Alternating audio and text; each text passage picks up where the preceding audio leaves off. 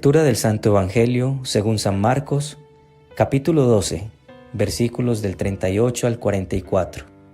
En aquel tiempo, Jesús, instruyendo al gentío, les decía: Cuidado con los escribas.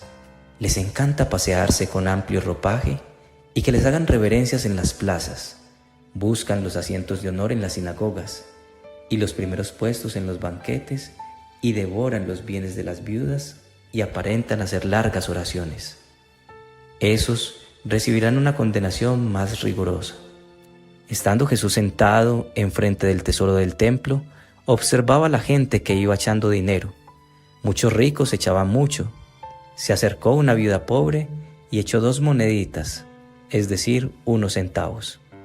Llamando a sus discípulos, les dijo: En verdad les digo que esta viuda pobre ha echado en el arca de las ofrendas más que nadie, porque los demás han echado de lo que les sobra, pero esta que pasa necesidad ha echado todo lo que tenía para vivir.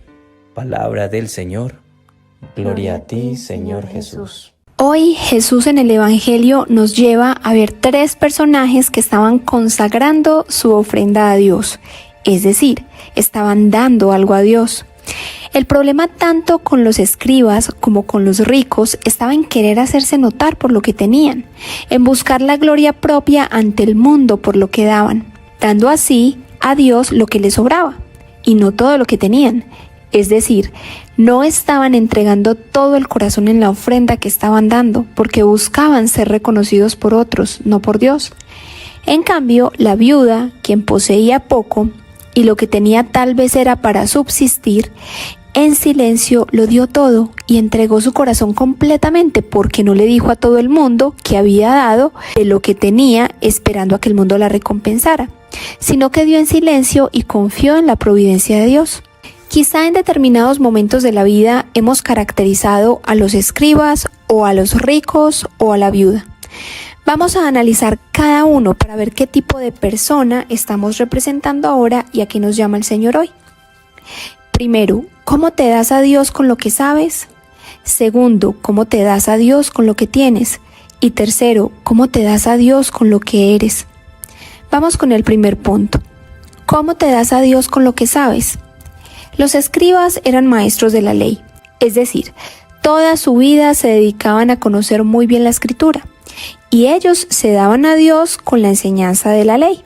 Sin embargo, si tú quieres servir a Dios en tu familia o en tu trabajo o en la iglesia o en el mundo entero con tu conocimiento, de nada sirve entregar tu mente si no entregas el corazón.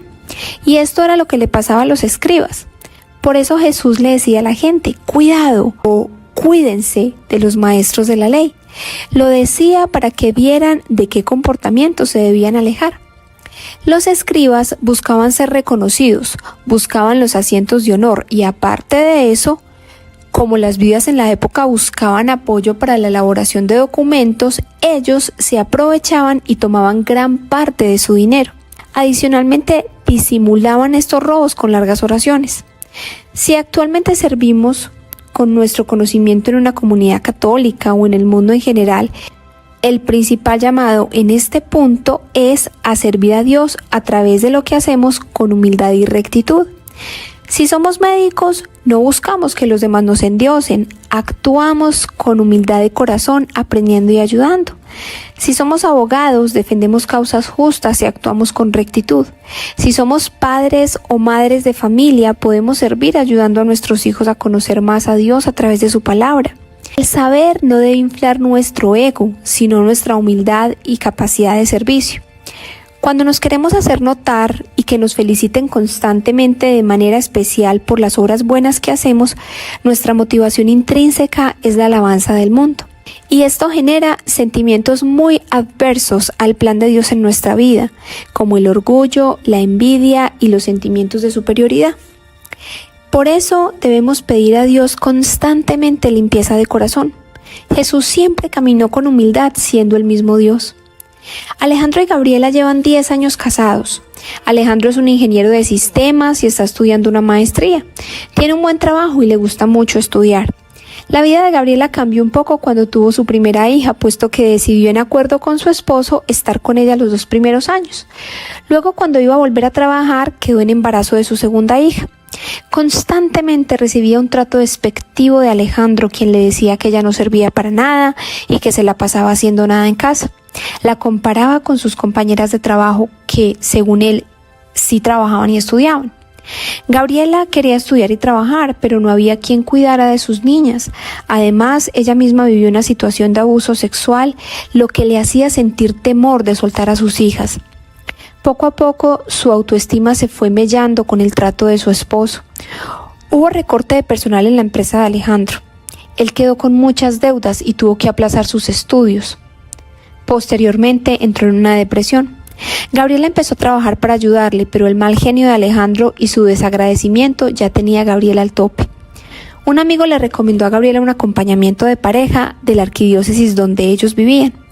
Comenzaron a asistir y después de unos meses comenzaron a cultivar la oración diaria. Y Alejandro se fue dando cuenta de lo equivocado que estaba, de cómo puso su seguridad en lo que sabía y lo que tenía, y que además con esas bendiciones que Dios le había dado, humilló a su esposa. Le pidió perdón y poco a poco, de la mano del Señor, fueron saliendo adelante.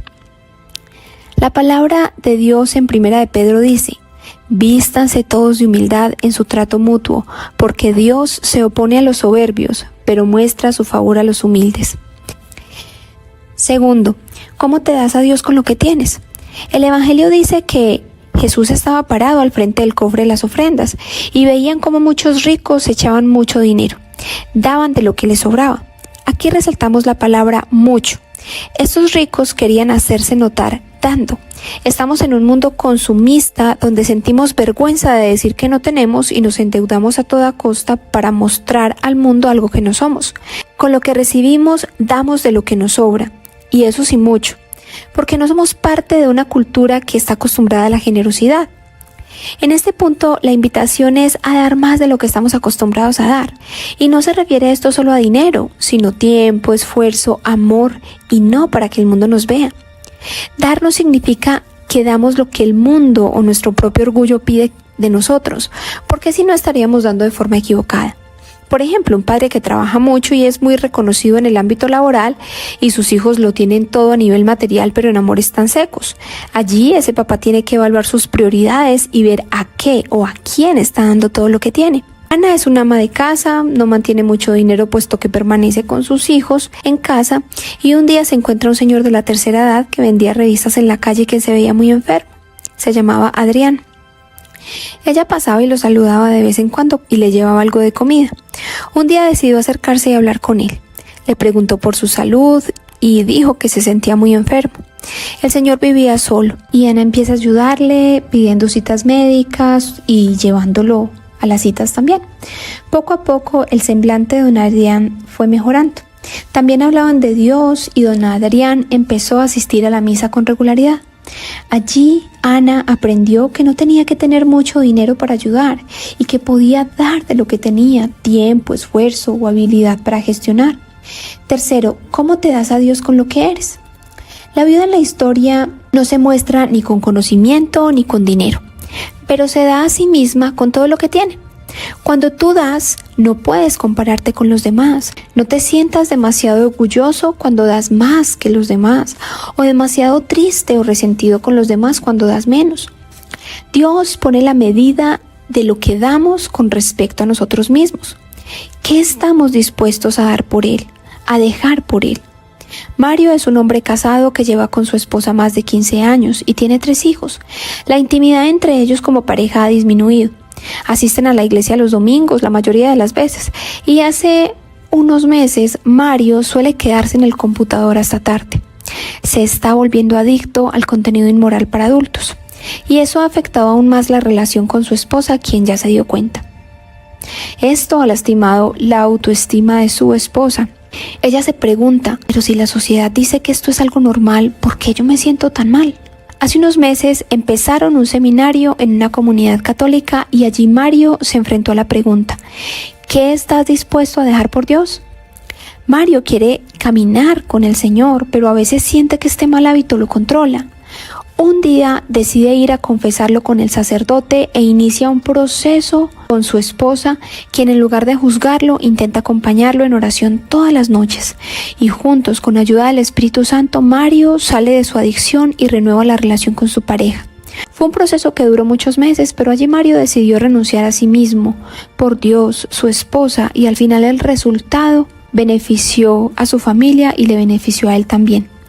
Dios en su palabra dice en 1 de Pedro: humíllense pues bajo la poderosa mano de Dios para que Él los enaltezca a su debido tiempo. Humillarse significa renunciar a lo que no te hace bien, doblegar tu orgullo para hacer lo que Él te pide, porque aunque duela al principio, Dios te lo recompensará. Con lo que eres, construyes o destruyes. Con lo que eres, buscas servir a Dios y buscas su gloria, o servirte a ti mismo y buscar tu gloria propia. El problema no está en la cantidad de lo que das, sea dinero, conocimiento o servicio, sino en lo que estás dispuesto a renunciar para dar en amor a Dios, no en comparación de los demás, sino de ti mismo. Hoy haz una obra de caridad que te saque un poco de tu comodidad. Oración. Amado Señor, hoy te damos gracias por el regalo de tu palabra. Permite que nos transforme, nos renueve y que aumente el anhelo de conocerte cada día más. Enséñanos a servirte con lo que sabemos, con lo que tenemos, con lo que somos, que no escatimemos esfuerzos en entregarte todo, que si mucho tenemos, mucho demos, o si poco tenemos, de lo poco demos sin temor. Señor, gracias porque hemos sido bendecidos con la generosidad que has puesto en el corazón de otras personas que dan sus recursos materiales y de conocimiento. Danos la gracia de bendecir a otros también y protégenos de compararnos con los demás y del orgullo. Te lo pedimos en el nombre de Jesús, por el Inmaculado Corazón de María y la fuerza del Espíritu Santo que actúa en nosotros. Amén. Si consideras que tu historia familiar podría ser de testimonio y quisieras que fuera parte de las reflexiones del Evangelio Vital, podrías escribirla y enviarla al siguiente correo: familiaimpulsovital@gmail.com, o enviar un audio a los administradores del grupo de WhatsApp. No revelaremos las identidades, solo servirá de testimonio ejemplificando el Evangelio. Dios te bendiga a ti y a tu familia.